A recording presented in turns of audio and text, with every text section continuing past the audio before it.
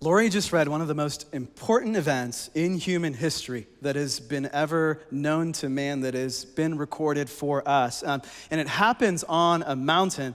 Many scholars believe that this is likely Mount Hermon. It's not specified in the text, but according to kind of the narrative and where they were at, kind of at the time in these narratives, it is likely Mount Hermon, which is in southern Lebanon, which is, I got a Google image that's not very good, but here it is. So Jesus takes him up on this high mountain, and everything that you heard read happened on that mountain. And here's what I'd say, like, why does this matter? Like, why does it matter? What I would submit to you is we give a lot of praise and adoration to a lot of people and give them glory. We give them great glory. So if you agree with me, you would agree that Michael Jordan, okay, so I see one person that agrees. It's a mixed 50-50 with the younger generation. Like he could just jump 45 inches in the sky, just like in that picture. And we give him a lot of praise and adoration and documentaries. Like there's the Last Dance thing that you guys all watched. And then also this guy, when he comes into town, everybody wants to buy a ticket. This is Lionel Messi, who plays for Argentina. Excellent soccer player. Like this guy can just, like with not his strong foot, put it wherever he wants to put it. When it comes to leadership in church history, this is Winston Churchill. He led World War II against Nazi Germany. And so he's hailed by many as someone who did something very important in history. Some of you may remember this kind of like scientist with these big bushy eyebrows. Remember this dude? Albert Einstein. He's regarded and praised and adored, like glory for what he accomplished. And then there's this one man in entertainment who just kind of can stand up there with a certain pose, and women would just faint. Like, there's people fainting. Like, wow, we're giving him a lot of glory. We're fainting just by him doing that pose right there. And I don't know, there's probably mixed tastes out there. I think the first service, I could tell their taste wasn't in. My children will tell you, we still can jam with a little Michael Jackson from time to time. But did you know that he achieved over $1 billion of gross sales for his music during past his lifetime too? Some of you know that he came out with a biopic. There's a movie that was out, and now you can rent it. But it's the first biopic to gross over $1 billion. Here is what I would tell you, though. There's great limitations to human glory. It's fleeting.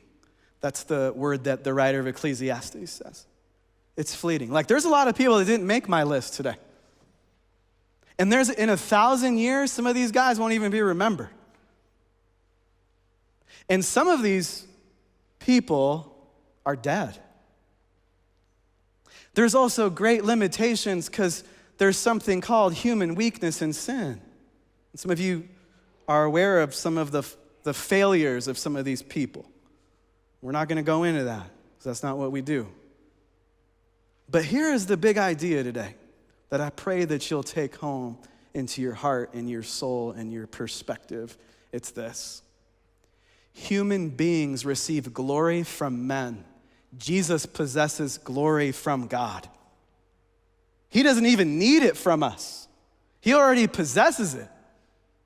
He's like no one else in human history. And so, like, the first half, if you want to know like where I'm going today, kind of the first half is going to be this big idea. Jesus is God's glory. We're just going to kind of camp out there and see what that looks like.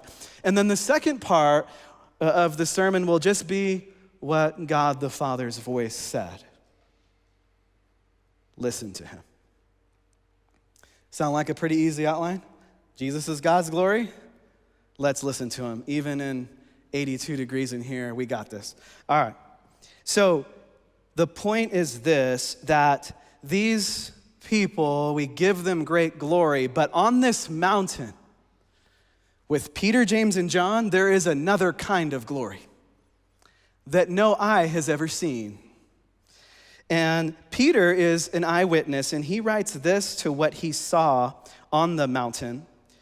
He writes, "We were eyewitnesses of his majesty." And I want to stop right there really quick. Did Peter gain anything from this whole story? Just getting martyred for his faith and crucified upside down. That's all he gained from it. What he's telling you today is, I was there, I saw it, this is real, I heard the voice. Check it out. He says, "We were eyewitnesses of his majesty, for when he received honor and glory from God the Father, and the voice was borne to him by the majestic glory," that's his reference to God the Father, "This is my beloved Son, with whom I am well pleased. We ourselves heard this very voice, born from heaven, for we were with him on the holy mountain." That's what he's telling us this morning. And that's where we're going to go. And then John, who was also on this mountain, John chapter 1, verse 14, I believe there's likely allusions to the transfiguration in this verse. That might not be how we always read this verse, but I think he's alluding to it. He says, "And the Word became flesh and dwelt among us, and we have seen his glory. Glory as of the only Son from the Father, full of grace and truth." All right, so let's go back up to this mountain, and we're just going to start with Mark chapter 9, verses 2 and 3.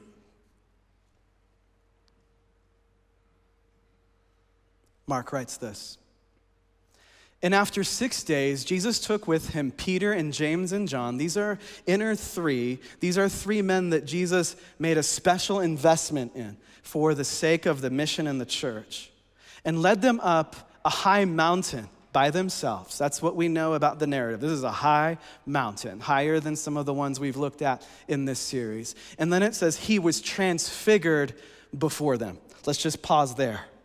That word that's translated transfigured is a Greek word, metamorphothe. It is where we get our word metamorphosis. Okay, but here's the thing that's interesting. Jesus doesn't change his identity in this moment. He already is God's glory. Like, they've already seen his glory. He's just, at a wedding, turning water into wine, making dead people come back to life, walking on water, calming storms, making blind people see, making deaf people hear. So they've already seen his glory. But what's happening on the mountain? His glory was veiled by his humanity up until this moment. So in other words, when Peter, James, and John saw Jesus, what did they see? They just saw a man. But in this moment in time, that veil's removed. And now they're seeing with their eyes something they've never seen before, no eye has seen before, the glory of God. And so it says that his clothes became radiant white, like sparkling white, like beaming white, like all of a sudden. And then I love this clause right here. I love how Mark just puts it like this. He says, okay, the remote. I love the remote sometimes. As no one on earth could bleach them. What's he trying to tell us there? Like those guys we talked about at the beginning of the sermon and some other guys, they can achieve some amazing things. They can do some amazing things. But this is something no human being can produce. No human being could produce this kind of whiteness. Literally, the Greek is no launderer on earth could cause the clothes to become this white. So this is a miraculous thing that is going on here. And also, I just did a little homework to see, are there any other, religious figures where they say, something like this happened? Or is anybody else in human history where there's a recorded, something in writing where some people saw anything like this? And the answer is no. There is only one God, and his name is Jesus Christ. And he's revealing his glory in this moment, being transfigured before them so that they would have no doubt in their mind who he is. And then in verse 4, this is where it gets kind of interesting. It says, "And there appeared to them Elijah with Moses, and they were talking with Jesus." Okay, so do you guys remember a couple Sundays ago, we looked at Mount Sinai? Okay, that is, if you missed that one, it's all online. But Moses goes up to Mount Sinai to get what? He got the 10 Commandments. What happened when he came down from the mountain? It says that his face was glowing. They couldn't look at him. Okay, so what happened there, and what's this text trying to tell us? Moses borrowed God's glory, okay? He got a little taste of God's glory and then came down from the mountain, but Jesus is the glory of God. Jesus doesn't need to go borrow it from somewhere. He possesses it. That's what this text is telling us. Also, Elijah, he's a prophet in the Old Testament. You guys know what he did in the narrative in the Old Testament. You know what he did? He actually raised a dead person to life, a dead boy to life. But you want to know what he had to do to get that to be accomplished? He had to pray and plead with God the Father to raise this dead boy up to life. But you want to know how Jesus does it? Jesus will just kind of walk right up to a coffin and just go, "Come forth." And the dead people will just come back to life. "Lazarus, come forth," like his word has performative power.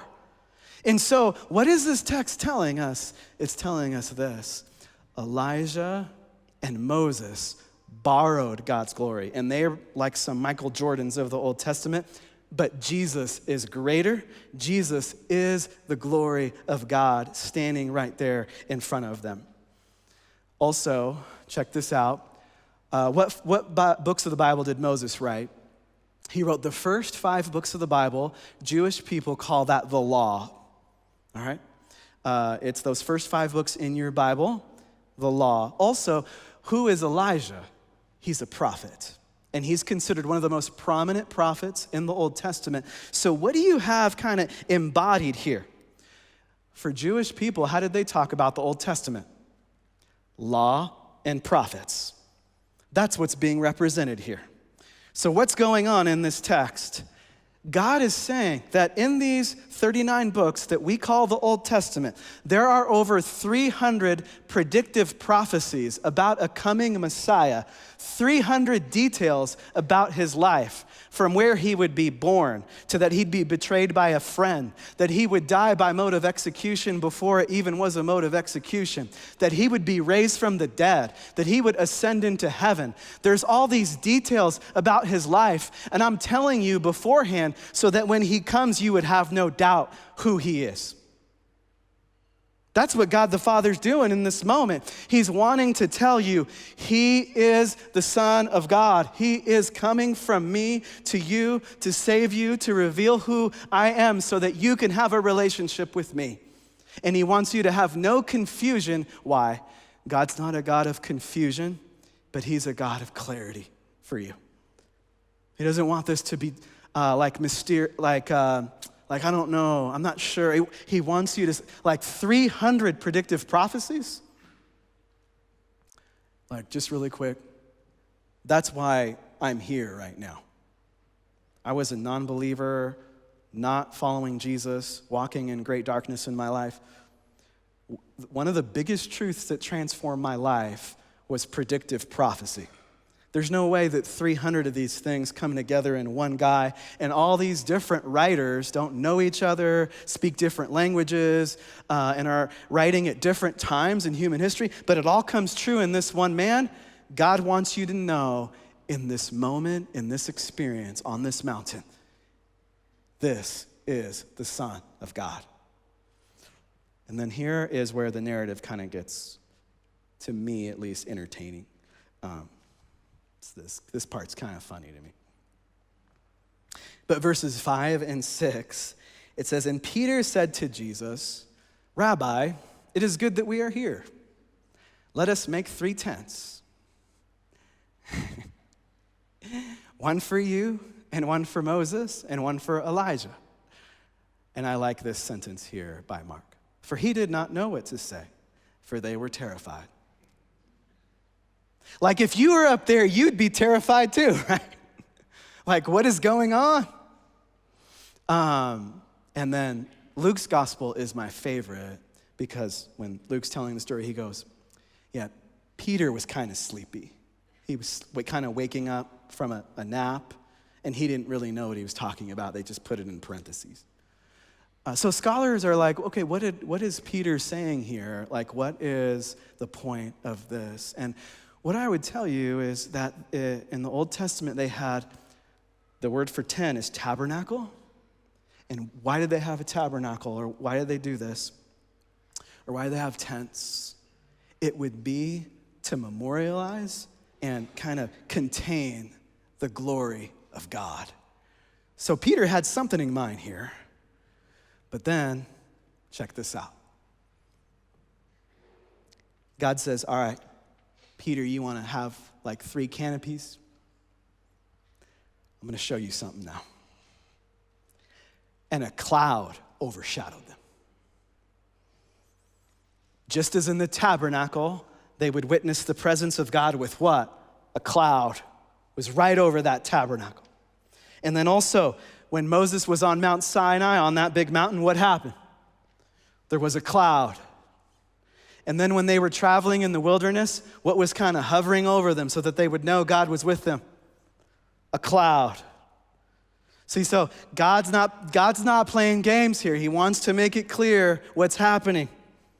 In the Hebrew, the word is Shekinah. It means God's dwelling among his people. This is his presence. And then it says, and a voice came out of the cloud. This is my beloved Son. Listen to him. And suddenly, looking around, they no longer saw anyone with them, but Jesus only. What's God telling us here? He's telling us, yeah, all these writers, they were just pointing you to somebody. Moses, Elijah, 39 books, all of that, it's fulfilled in this man, Jesus Christ, and he is here alone. That cloud didn't land on Moses or Elijah, but it hovers over Jesus Christ. Why? Moses and Elijah, they can't deliver the forgiveness of sins for you. They can't deliver salvation for you, but only Jesus Christ, who is Lord, can deliver that for you. That's what's happening here. And so, thus far, what have we covered? Jesus is God's glory, and then what's the point after that? This is my beloved Son. Listen to him. Like, if this is for real, he's the Son of God. He's equal to God. And we're just here because he created us. What's God the Father saying? Listen to his voice in your life. And what does that kind of mean for these Jewish people that are writing this? Our whole New Testament is written by Jewish Christians. Check this out. This is critical for this entire message today. The Hebrew word is Shema. It means hear. Deuteronomy chapter 6, it said, "Hear, O Israel." This is Old Testament where they're saying, listen, but I want you to get this. Shema is not passive listening, but it's responsive listening. Okay? It means to hear, believe, obey, and trust, and let his voice shape your life. Okay. So, does that sound kind of like 21st century listening in the United States of America? Just want to see if you're paying attention still. No, not really. There was a man who is a great leader in my life, and he was a great listener. And he would always tell me, Andrew, you need to make sure people feel heard. But it didn't mean he agreed with everybody, or he wanted me to, but he just said, you gotta make sure people feel heard. But I'll tell you what, God the Father's not using the word like that. He doesn't need to feel heard. What he's saying is this: pay attention. Pay attention. Because I'm your creator. Everybody, I believe, this is my just personal observation, is looking for a source of authority and meaning for their life. Even my friends who are atheists have people they listen to for meaning. And their meaning is completely different than mine, okay? But everybody's looking for a source of authority and meaning. What's God telling us today? I'm giving you the source. Pay attention to what he says. That's what he's saying. I'm not playing games with you. I don't want you to go through life not knowing where you came from, who you are, and what's on the other side. I want it to be crystal clear for you. Because I love you, and I created you, and I died for you. And I want a relationship with you. Okay, so listen to him. Like, what does that practically look like for your Sunday through your Saturday? Listening to Jesus means renewed dependency on Jesus.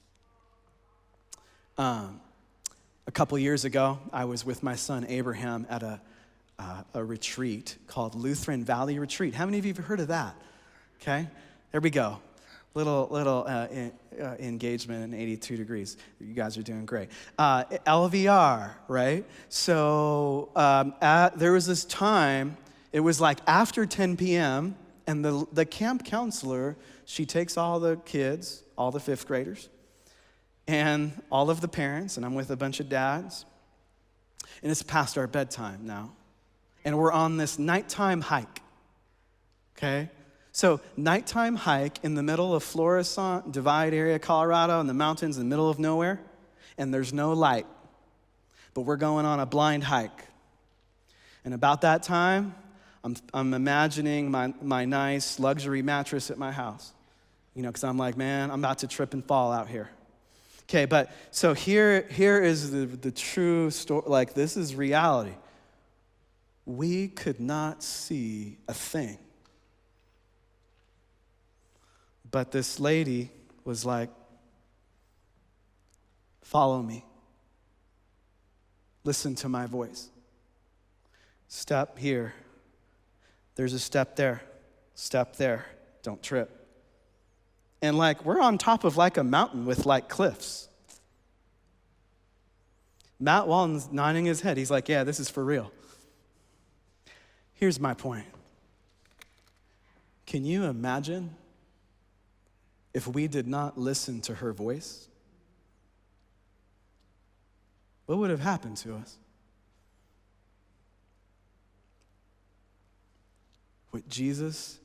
What God the Father is telling us about Jesus is the same thing.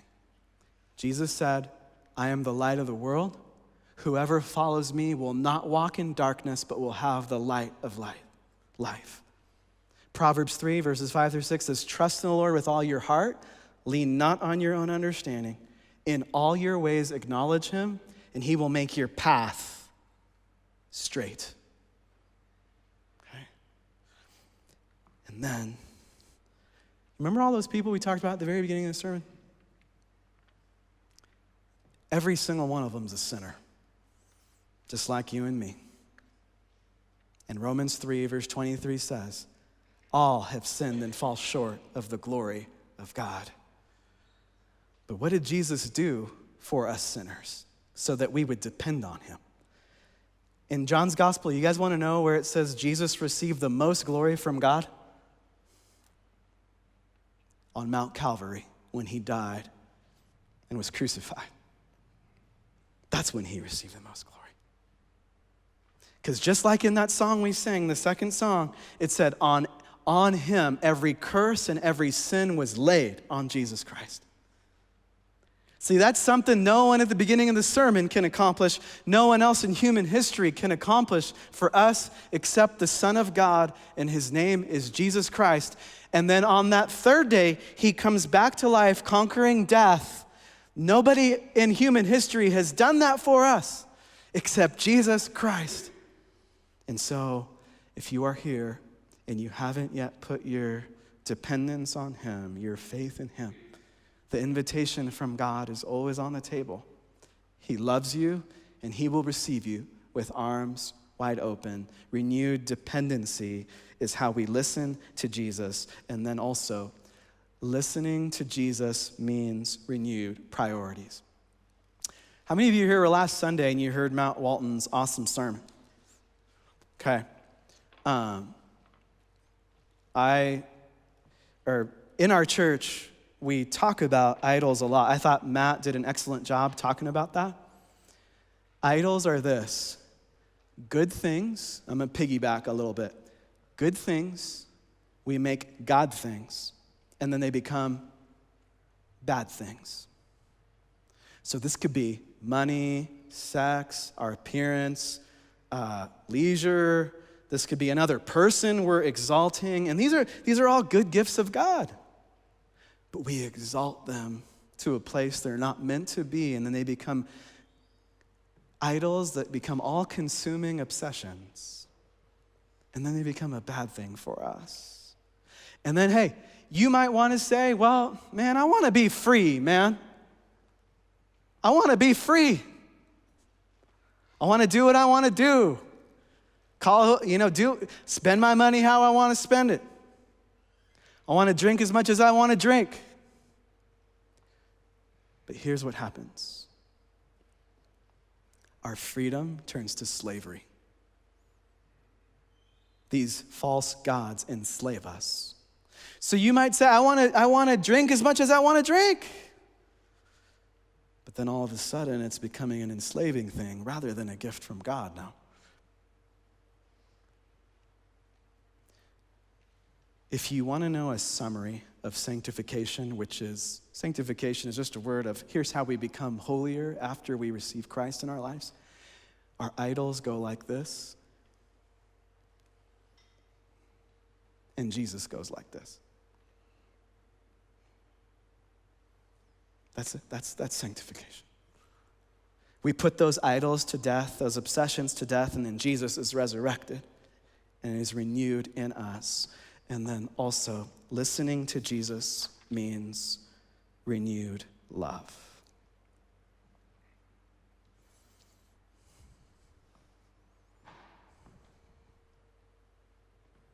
Would you guys agree it's easy to go through this life and just think about ourselves? Pretty easy. That's our sinful nature that wants to just make it easy. Just think about ourselves. Just think about me.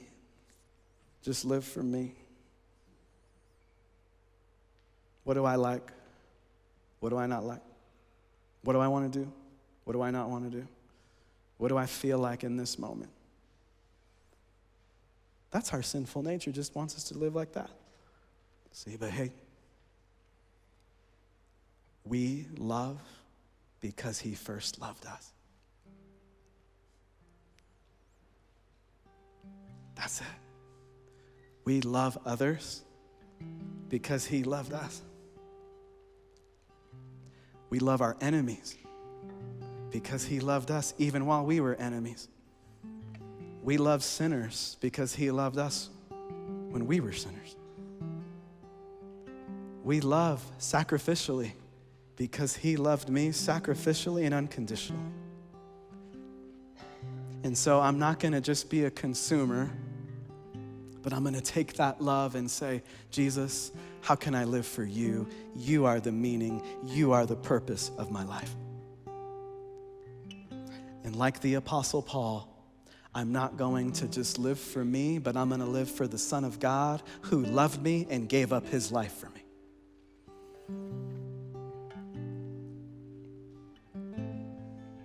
So I pray that over us this morning, that we would take that love from him. And then as we're talking about buildings and all of these things, hear me. It's not about buildings. It's about his mission and his kingdom. And that's where this movement of God is going. But we're going to, as a church, be others-centered because he is others-centered, doing this all for us, dying for us, rising for us, and giving us an adoption into his family.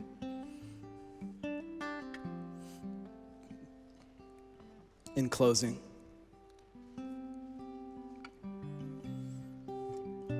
Jesus doesn't need glory from us.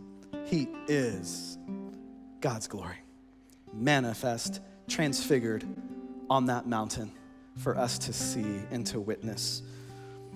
And then also, because of that, because of who he is, being equal to God, I'm gonna listen to him, and I'm gonna trust him. And I'm gonna, in everything in my power, I'm gonna seek to obey him. So I pray that you would just close your eyes with me as we just pray and close this thing out. I'm just gonna pray some things over us. Heavenly Father,